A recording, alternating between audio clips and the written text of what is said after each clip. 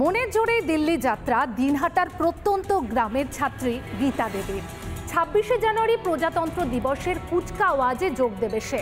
নিম্ন মধ্যবিত্ত পরিবারের মেয়ে, প্রত্যন্ত গ্রামের মেয়ে, এই এত বড় অনুষ্ঠানে যোগ দেবে, সেই কারণে খুশির হাওয়া পরিবারে।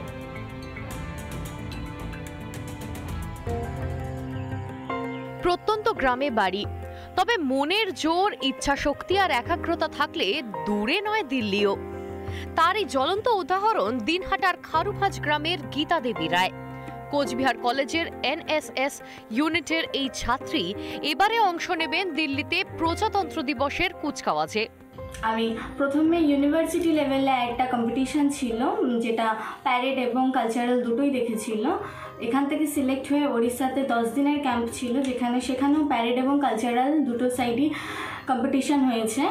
আমাদের ওয়েস্ট বেঙ্গল থেকে টোটাল 48 মেম্বার্স ছিল, সেখানে সিলেকশন রাউন্ডের পরেই এখন দিল্লিতে সিলেক্ট হয়েছে। কৃষক পরিবারে জন্ম, আর্থিক অবস্থাও তথৈবচ। এই পরিস্থিতিতে বাড়ির মেয়ে দিল্লি যাচ্ছে, খুশির হাওয়া সারা বাড়িতে।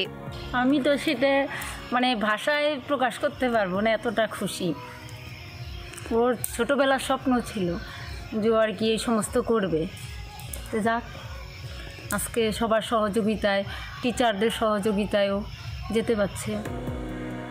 সমাজের জন্য কিছু করা, নিজের একটা ছাপ রেখে যাওয়ার ইচ্ছা ছোট থেকে ছিল গীতা দেবীর। সেই স্বপ্ন আজ অনেকটাই পূরণ হওয়ার পথে। এখন কেন্দ্র রাজ্য উভয়ের কাছেই আবেদন আরো বড় হওয়ার জন্য পাশে থাকার। এখন না একটা এক্সাইটমেন্ট কাজ করছে, কারণ এটা দিল্লি এতদিন স্বপ্নের মতো ছিল, এখন রেজাল্ট আসার পরে দিল্লি এখন সামনেই চলে আসছে এরকম মনে হচ্ছে। আমরা যখন কিছু করতে পারবো, আমাদের থেকে ইন্সপিরেশন নিয়ে অনেকেই সেই করার সাহসটা পাবে। তার কারণ এরকম হয়, আর্থিক অবস্থার জন্য অনেকে করতে চেয়েও করতে পারে না, তো সেই ইচ্ছা শক্তিকে যে কাজে লাগিয়ে কিছু করা যায়, তখন সেই জন্যেই সরকারের কাছে আবেদন থাকবে যেন আমাদের পাশে দাঁড়ায়। জানা গিয়েছে কোচবিহার থেকে মোট 2 জন এবং গোটা রাজ্য থেকে মোট 8 জন এবারে দিল্লিতে প্রজাতন্ত্র দিবসের প্যারেডে অংশ নেবেন। আর সেখানে মাথা উঁচু করে দাঁড়িয়ে থাকবেন গীতা দেবী রায়। কোচবিহার থেকে কিংসক দত্তের রিপোর্ট, রিপাবলিক বাংলা।